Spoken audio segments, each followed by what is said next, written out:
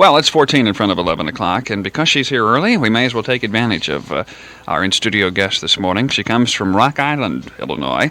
She's been an exceptional volunteer in the field of education. She's focused her efforts on the PTA, which she has served for more than 30 years at the local, state, and national level. Mrs. Kimmel was president of the National PTA from June 1975 to May 1977. She has served on 2 commissions, TV violence and its effect on children, and PTA's Public Awareness Project on Collective Bargaining. She has recently been appointed a trustee for Southern Illinois University. She's a commissioner for Illinois, or from Illinois, to the Education Commission of the States.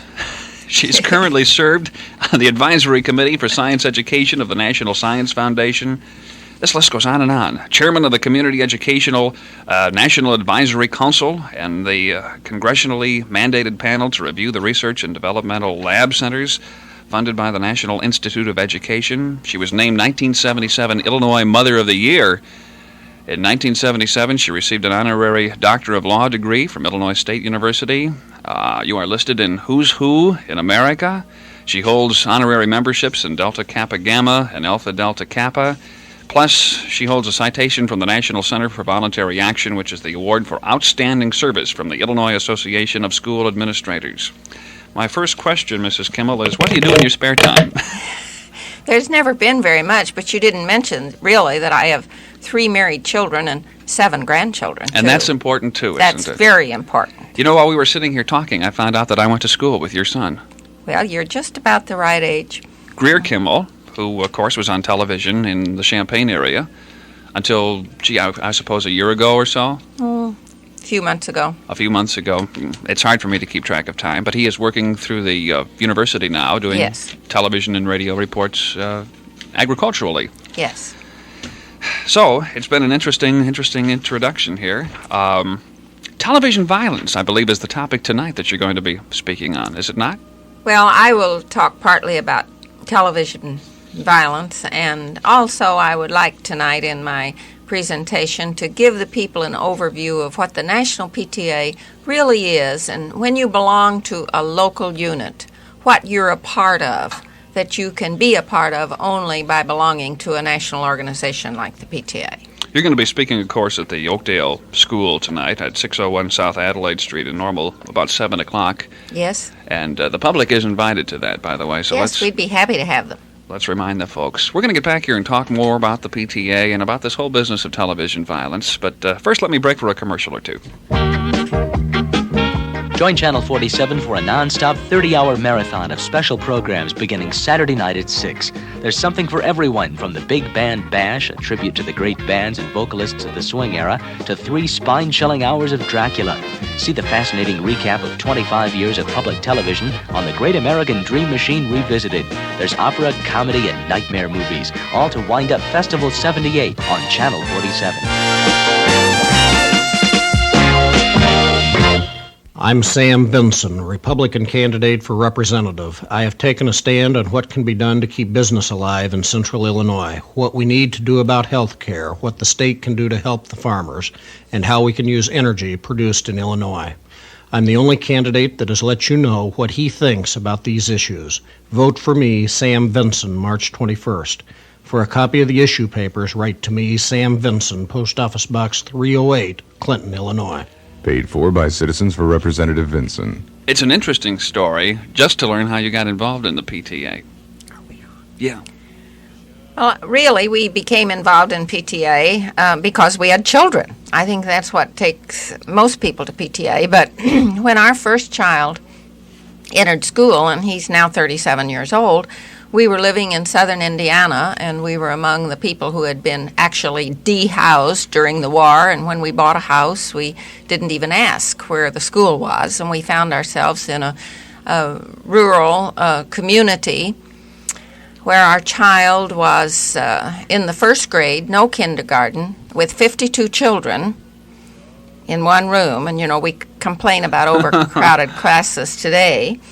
And the school in a complete uproar, and the PTA disbanded that year because of a faction that we knew nothing about, but had taken place between the PTA and the school superintendent. And in those days, when a PTA collapsed, there was no school lunch program because there was no federal program.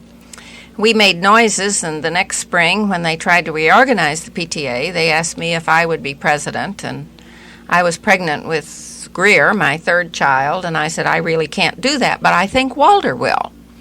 So Walter became president of the PTA when our first child was in second grade, and somehow we never got out again. It just sort of lasted, 30 years now? Yes. I thought I saw a figure in True. The lineup here someplace. But, and of course, you move from one thing to the other, and I think I would honestly have to say that the thing that kept me in PTA was that I developed an acute interest in school finance and how schools are financed and in legislation. And I have believed all of my years that you cannot separate legislation from education because we're so dependent upon what happens in the legislature or in the federal Congress as to what happens to the education of our children. Mm-hmm. And so by 1956, I became a lobbyist for the Illinois PTA in Springfield. I moved on to be president of the state PTA. Then I became a lobbyist for the national PTA in Congress and eventually became president of the national PTA. Which is no easy job. It's a full-time job for 2 full years. Uh-huh. And that's when you got into this whole interest of television violence and... Yes, of course, the interest isn't new. Actually, if you read the PTA history, way back when Chautauquas began and silent movies, the PTA became very concerned about what their kids were seeing. And, of course, they've always been interested in reading material. And during the days of the comic books and the cartoons, as TV progressed, people became more and more concerned about what it was doing to their children, and we had resolution after resolution.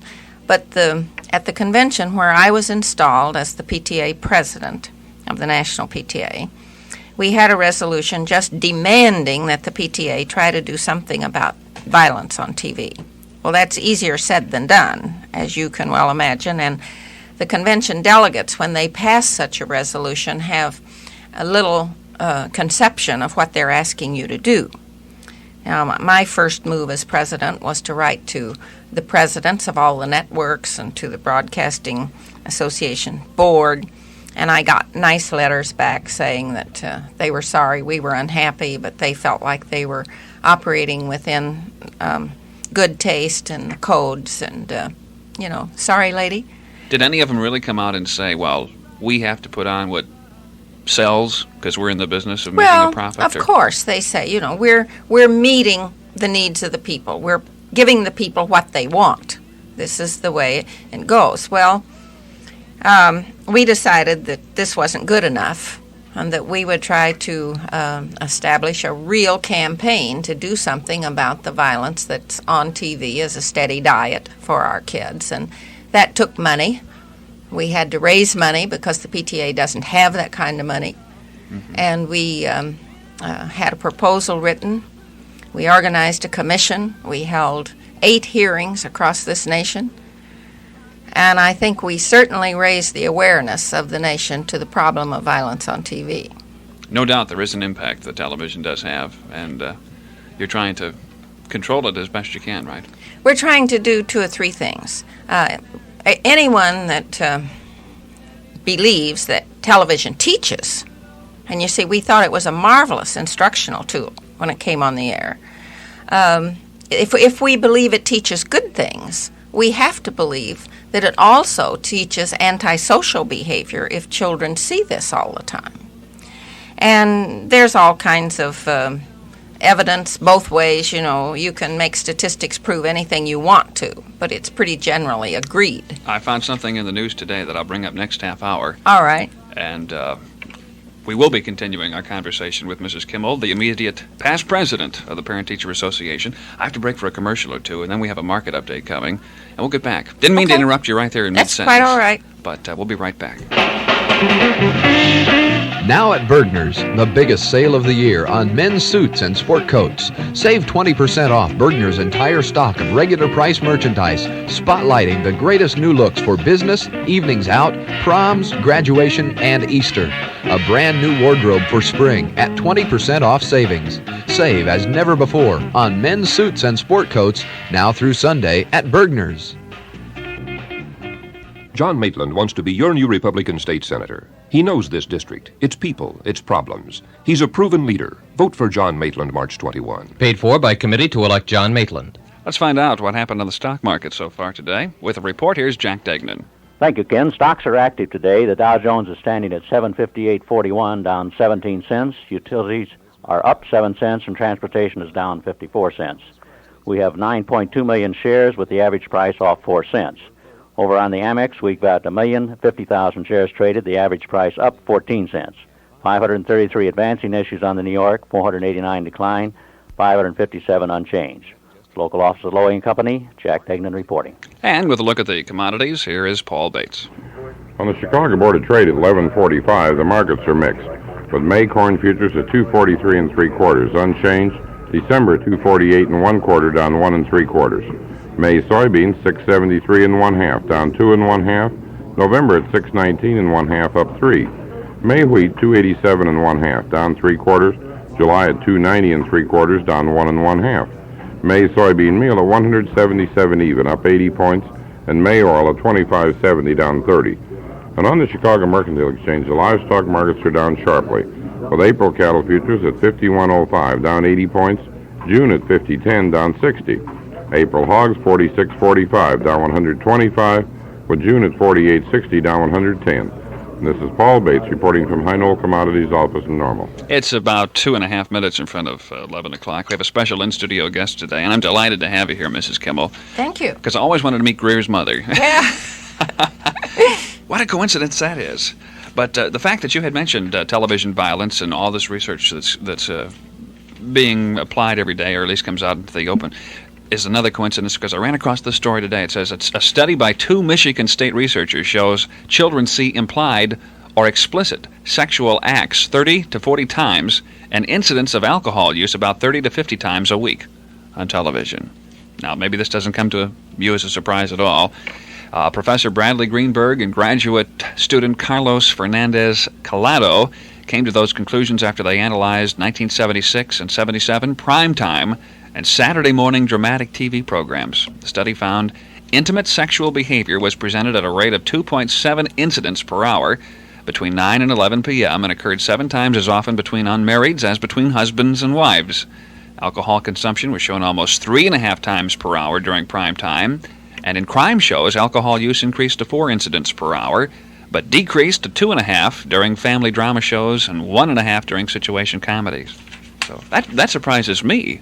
Well, it doesn't surprise me, but, this leads us into a whole area of many problems. The PTA is equally concerned about the tremendous increase in teenage pregnancies.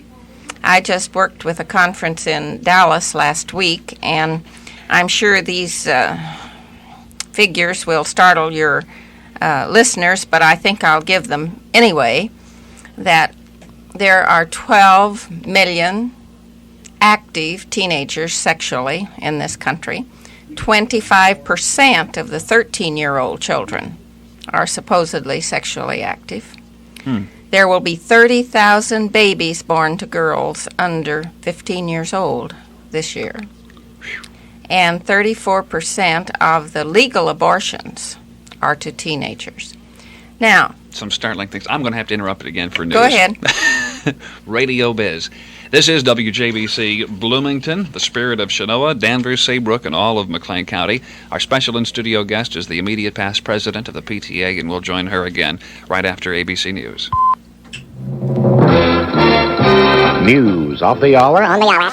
And in your water heater, 1/9 of an inch of hard water scale is enough now with a Culligan water softener. Tell me the point about the bank deposits again. I don't think we have time. Call your Culligan man. It's easy. Just dial 828-5922. If you're just joining us, Mrs. Kimmel is our guest, very distinguished guest, and I'm tickled pieces to have you here today. We talked about your accomplishments and your list of credits, and maybe I could run through just a couple of those again. She is the immediate past president of the National PTA. She served from June 75 to May 77, and two of the commissions she served on, TV violence and its effect on children, and PTA's Public Awareness Project on collective bargaining. I just thought of an interesting question that just dawned on me, and I'd like to pose it to you. We hear about the PTA and the PTO. Is there a difference between the two? Oh, my, yes, there's a difference. A PTO is a parents' organization that is organized usually within a given school building. And the parents and the teachers in that school building work together to do whatever they think needs to be done in that school. I'm sure that they raise money and they take care of the patrol boys and do the things that they feel like needs to be done. But their influence reaches no further than the children in that building. Now, if you belong to a PTA, you belong to the state and the national organization. And even though the dues are very small, I think most PTAs probably charge $1, maybe $1.50. And I believe in Illinois, 30 cents of that goes to the state, 20 cents goes to the national. Where else can you buy a membership to a national organization for 20 cents? But for that 20 cents and 30 cents, your organization represents you in the state legislature, in the Congress. You're involved in national projects such as the TV Violence Project. Your voice is heard in Washington. A week rarely passes that the National PTA isn't called to have input in some bill in Washington. Right now we're working very hard on the tax credit bills that are in Washington. In fact, we have 6 registered lobbyists in Washington. Now, keep in mind, these are all volunteers. None of them are paid people. But they are in Washington watching legislation that affects all the children of the nation. The Illinois PTA follows the legislation in Illinois, where really an awful lot of the decisions these days are made. Most of the decisions that affect the lives of our children are not made in the local school board anymore. So I've always said, if you're satisfied in working just for your own child, a PTO is very satisfactory. If you really want to make a difference for all the children in this world and affect the quality of life of all the children whom your children are going to grow up and live with, you have to belong to the PTA. I was just thinking with this television violence deal, actually you are affecting your own children by what is put on nationally. That's true. And of course, we want to make life better for all children, not for just the children of the parents who belong to the PTA. Mm-hmm. But I think you really feel a part of it if you belong to the PTA. I understand you've had some criticism from some of the people saying, why do you spend time working on television violence? There are so many other things the PTA could be doing. Well, that's true. And of course there are people who feel that we're meddling when we work with TV violence. In fact, I've done so many of these talk shows across the country, and there's always someone who says, now, why don't you ladies just go home and let us dirty old men watch whatever we want to? This kind of thing. Certainly a healthy attitude, I would think. Well, we believe that the networks have a responsibility for what comes into the homes of all of our children, and those devastating statistics that you read a few minutes ago about what kids see as far as sexual activity and drinking and so forth, this has to affect the lives of our children. And we feel this is very important, but we want people to know that this is just one project that we're involved in. We're working in the teenage pregnancy problem all across the country because this deals with the fact that so many babies that are born to young girls have birth defects. They're high-risk babies. But also, we are constantly working in the fields of education and school finance. And I think everyone has to be aware that public education really is in a state of crisis in this country. We hear all the time that test scores are declining, and at the same time we hear that the number of children in school is declining, and the public doesn't really understand this. Right now, as I said, we're highly concerned with the tax credit bills in Washington, and I don't know how aware you are of those, but if they pass, they would provide that any parent who chooses to send their child to a private school, and that's K through university, not just higher education, that they could get half of the tuition, or up to $500, as a tax credit. Now, that's not a deduction. It's an actual tax credit. If the family was in a bracket that they did not pay as much as $500, and that was the amount they were allowed, then the government would pay that to them. Well, this sounds pretty good on the surface, you see. Who wouldn't like to have a tax credit and send their kid to private school if they wanted to? But this will reduce the level of income to the federal government by about $4.5 billion to start with, and will increase. And that's going to come out of somebody's hide, you know. That's not going to be taken off of the Defense Department or Social Security. We believe that it'll come out of the programs that are currently going into the public schools. And we think this is critical. Now, a lot of people complain about federal aid and the strings that are attached and so forth, but not many of us want to do without it. Sort of need it, huh? Sort of need it, right yes. Down to it. It's interesting. We're going to be back. We have to break for a commercial. We're at 11:12. Mrs. Kimmel is our guest, the immediate past president of the PTA. Incidentally, if you have a question that you would like to pose, we can open up the phone lines, I would think. That's all right fine. With you? 829-2345 is the number.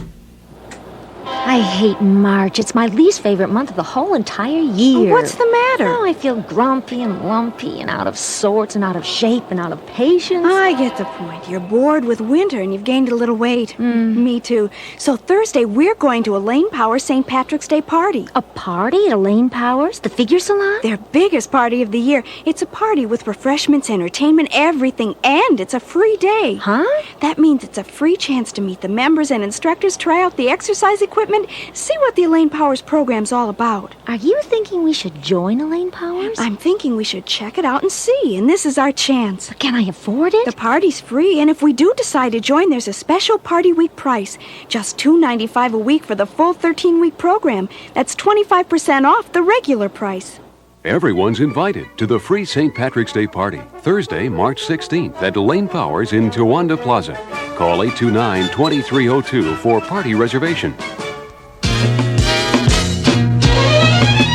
We really got a good thing going for you now. Nutrish, the delicious milk for everybody from Prairie Farms Dairy.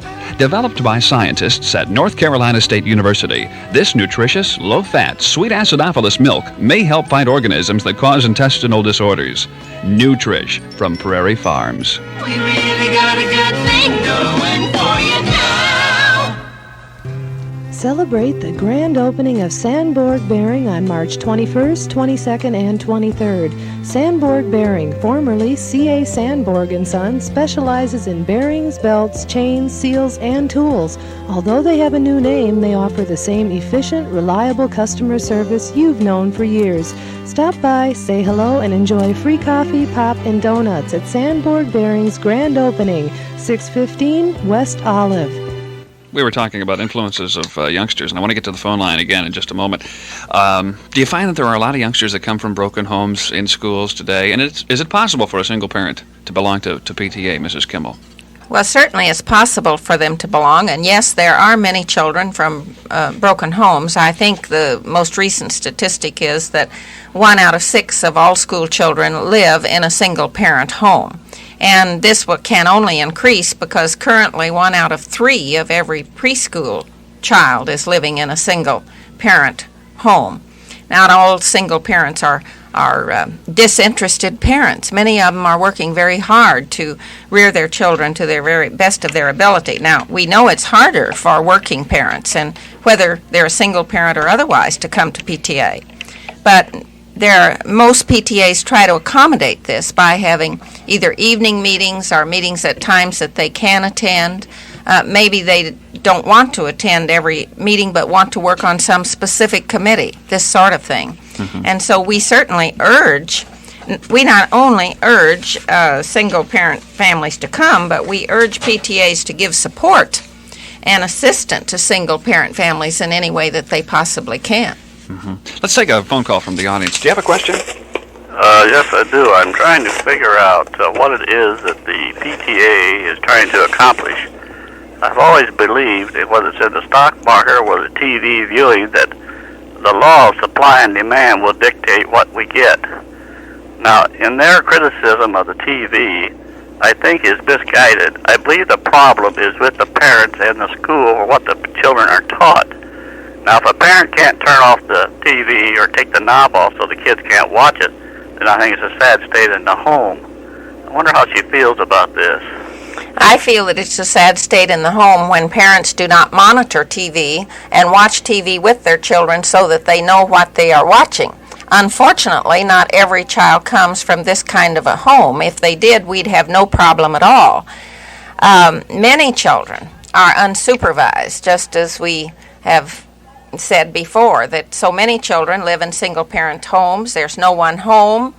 They are left many hours where probably TV is the only company they have. I'm sorry for this, but we can't change all of these things. Well, now, let me finish. One of the things that we hope to do and are doing in this project is to raise the level of the awareness of parents to what their children are watching, urging them to watch TV with their children, urging them to turn it off, because we all know, just as you say, the bottom line is that when the ratings go down, the programs will change.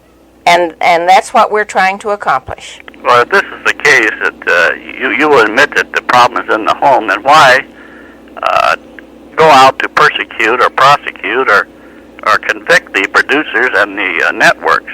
We think it's a double responsibility. We think there is a great responsibility in the home, but we also believe that the networks who are granted the airways on the basis of the best interest of the public are not really serving the best interest of the public when they are producing shows which show as much violence, as much sex, as much about alcohol, which affects the lives of all of our children. We believe that they have some responsibility to do more pro-social programming. And so we aren't trying to be censors. We're asking them to produce programs that will assist in producing a better quality of life in our nation. At least put on a program that maybe deals with alcohol or sex in the right light, so that doesn't make it look glamorous or whatever, alcohol abuse or whatever. And so right now, you see, they're the censors of what comes into our home. They decide what we're going to see. And we think that we have as much right to express our views to them as what we would like to see. By curtailing the programs that you would like to see curtailed, you ever take into consideration that you're depriving somebody that like to watch them? Well, we have never asked that all violence be taken off of the air. We're asking for more diverse programming so that we have some choices. I'm considered a dirty old man, and you would like to hear my schedule what I listen to on TV every day? Well, if you want to tell us, if the line's open. At 9 o'clock is Red Fox, which you wouldn't approve of. 9:30 is Hollywood Squares. 11 o'clock is Phil Donahue. At 4:30 is Mayberry. 5 o'clock, My Three Sons. At 6 o'clock is Gunsmoke, and that's my schedule for today. Well, I hope you enjoy it. Thank you. Thank you for calling. 829-2345 is our number. I don't know if it does any good to deal in specific shows, but I know this booklet that's out, the TV Program Review Guide by the National PTA, actually talks about specific shows, like Charlie's Angels, for example. I've got that on page, well, the pages aren't numbered, I guess.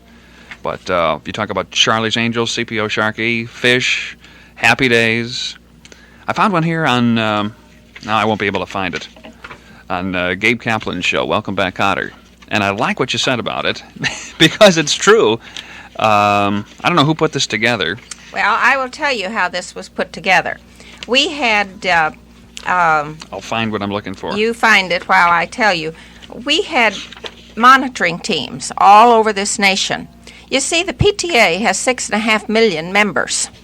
And we sent out forms and asked people to monitor. Now, we did not do the highly scientific monitoring that is done by the National Broadcasters Association and these people, where they monitor by seconds, this sort of thing. We ask PTA people to watch shows and to react to what they saw, how they felt about it, and how they felt about watching this with their children.